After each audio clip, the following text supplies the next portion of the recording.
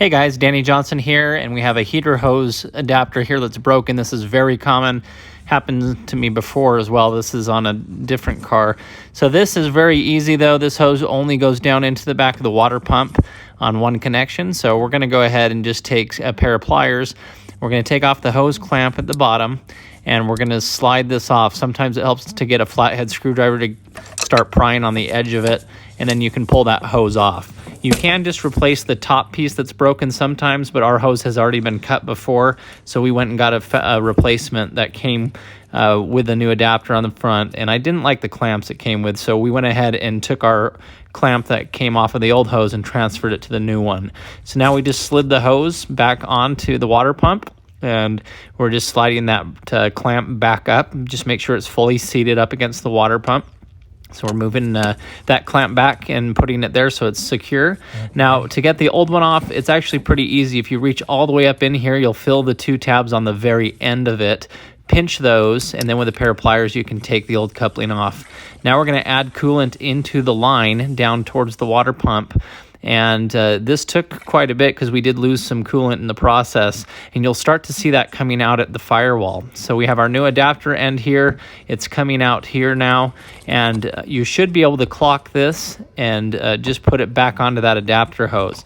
Now ours didn't click into place, unfortunately, so it may have been repaired before and had a different end on it, so it was leaking. So what we did is we just took the clamp off at this hose end and we pulled this adapter out, and so with it out, it's now just a hose. And so we're going to slide that hose onto the heater core and line there, and then we're just going to put the clamp back down over it, and we'll double secure it with another clamp. So basically we took this white piece off, we just pried it and got it out of the way. So all that's left is that little part of the hose that's coming out there. So now we're just a straight hose onto this. We're just gonna go ahead and slide this on, and then we're gonna take a pair of pliers and we're gonna pinch that clamp. And just as an extra precaution, we're bringing in another worm clamp here.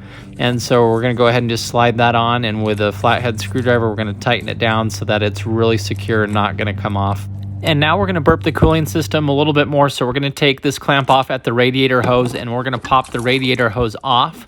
And so once it's off, we're going to lift this hose up into the air, and we're going to pour coolant down into it. And so you should have coolant now overflowing out of the hose we're pouring it into, as well as the radiator where we pulled it off.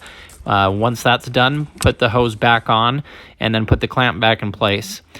So again, these little clamps work really well as a secondary, but make sure that this is back on. We made sure that our coolant level is full, and keep one eye on it because it might keep cycling through and burping some air out.